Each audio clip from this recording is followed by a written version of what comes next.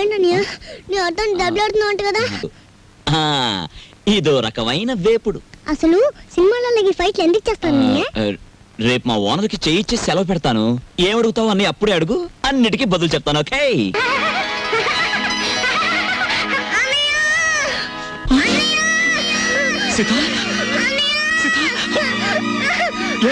ఏమైందమ్మా?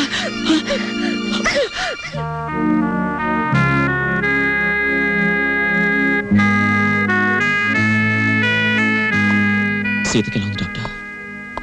Heart condition కొంచెం week గా ఉంది. డాక్టర్, నా చెల్లికి ఏం కాకుండా చూడండి ప్లీజ్ డాక్టర్. ఏ రాంబాబు, ఏంటి చిన్న కుర్రాళ్ళ మాట్లాడతావు? 2 రోజుల్లో రిజల్ట్స్ వస్తాయి కదా, చూసి చెప్తాను. Don't worry. మావయ్య, ఇవిగో నీళ్ళు కాళ్ళు కడుక్కో.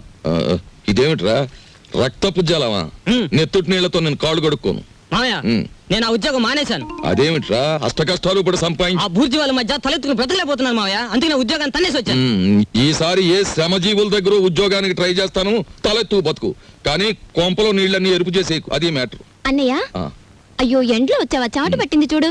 ఏంటి మ్యాటరు? ఏమీ లేదన్నయ్య, ఇంట్లో కూర్చుంటే ఒకటే బోర్ కొడుతుంది. అయితే పని చేయి, మీ వదినకి రోజు వంట సాయం చేయి. అది కాదన్నయ్య, ఆంధ్రపత్రిక, జ్యోతి చిత్ర, సినిమా రంజని, విజయ్ చిత్ర, వీటన్నిటికీ సంవత్సరం చందా కట్టాలి. మొత్తం కలిపి 1000 రూపాయలు కూడా అవదు. అంతే కదా, ఓ 2 వారాలు వెయిట్ చేద్దాం. ఈలోగా వీటిలో స్టాండర్డ్ అయిన పత్రిక ఏమిటో చూసి సంవత్సరం చందా ఏమిటి, 5 సంవత్సరాలకి చందా కట్టేద్దాం. అది మ్యాటర్. చెయ్యి చాపు. చాచాను. దేవుడు విభూది కళ్ళకద్దు అద్దుకున్నాను. ఏంటి మ్యాటరు? ఉండిలో కాళ్ళు చేతులు వేస్తానని మొక్కుకున్నాను. ఎవరివి? నావా? ఆహా, వెండివిరా. ఏంటి మ్యాటరా? అమ్మా, ఓ పని చేయవే, ఈ తలకాయ హుండీలో వేసేయడానికి వీలవుతుందేమో ఆలోచించు. అపచారం అపచారం. అది మ్యాటర్. రండి ఫోన్ చేయండి.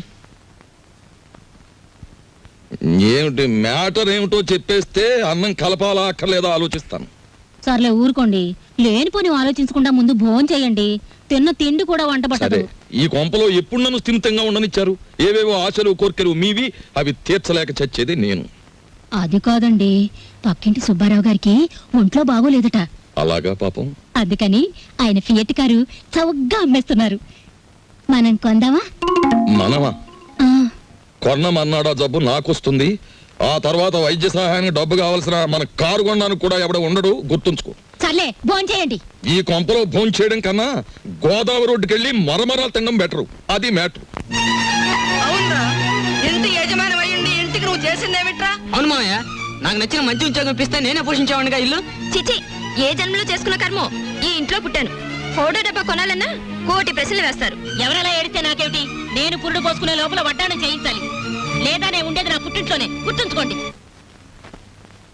సారీ రాంబాబు, మీ చెల్లెలి హార్ట్ లో హోల్ ఉంది. నేను కంగారు పడకు. నా చెల్లెలు బతికించు doctor, please doctor. Rambabu, patient ని బతికించమని ఒకరు మాకు చెప్పక్కర్లేదు, మా వృత్తే అది. కాకపోతే ఆపరేషన్కి 50,000 దాకా ఖర్చు అవుతుంది. సేఫ్టీ అమౌంట్ గా ఇంకో 25,000 చూసుకోవాల్సి ఉంటుంది. డబ్బు కోసం ఏమాత్రం సంకోచించకండి, ఆ బాధ్యత నాది. నా చెల్లెలు మాత్రం రక్షించడు చాలు, ప్లీజ్ సార్. ఓకే, నా ప్రయత్నం నేను తప్పకుండా చేస్తాను. ఈ విషయం ఆ చిన్నపిల్లకి తెలియనివ్వకండి, బెంబేలు పడిపోతుంది. లా లా లా లా చల్లాయ్. ఏంటని అంత హుషారుగా ఉన్నావు? ఏం లేదమ్మా, నీకేమైందని భయపడ్డానా? తీరా డాక్టర్ని అడిగితే నీకేం లేదట, చిన్న దెబ్బేనట, ఇట్టే తగ్గిపోతుందట. గుండెకి చిల్లు పడ్డమంటే చిన్న దెబ్బేనా? నీకెవరు చెప్పారమ్మా?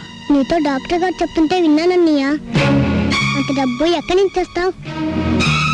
దేవుడికి నేను బ్రతకడం ఇష్టం లేదేమో.